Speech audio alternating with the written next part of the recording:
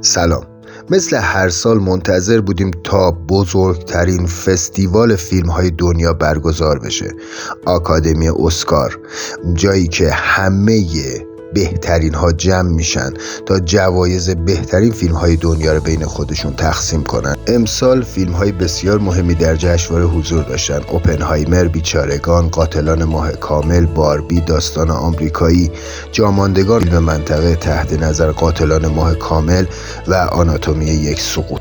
باربی پرفروشترین فیلم سال شده بود و اوپنهایمر و بیچارگان رقابت تنگاتنگی رو برای دریافت جایزه اسکار داشتن. و بالاخره زمان اعلام نتایج رسید. انتظارها به سر اومد و فیلم ها اعلام شد. بهترین فیلم کوتاه داستان شگفت‌انگیز هنری شوگر شد.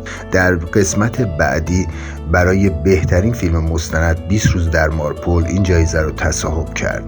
برای بهترین بازیگر نقش مکمل راندولف از جاماندگان این جایزه رو مال خودش کرد و بهترین بازیگر نقش مکمل مرد به دوانی جونیور رسید.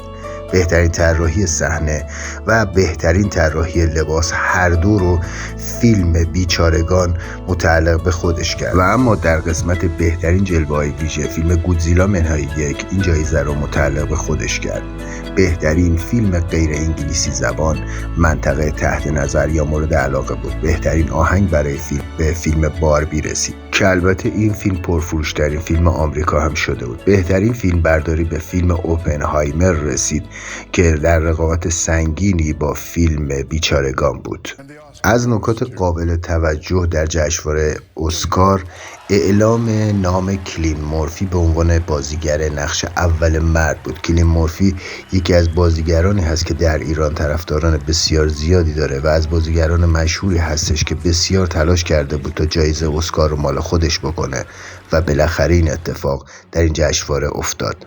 و از نکات مهم دیگه بهترین طراحی چهره برای فیلم بیچارگان بود که برگزار کنندگان با پخش قسمت‌هایی از پشت صحنه فیلم بیچارگان و طراحی گریم ویلم دفو، این بازیگر مشهور آمریکایی، قسمتی از زیبایی‌هایی رو که خلق کردن به نمایش درآوردن.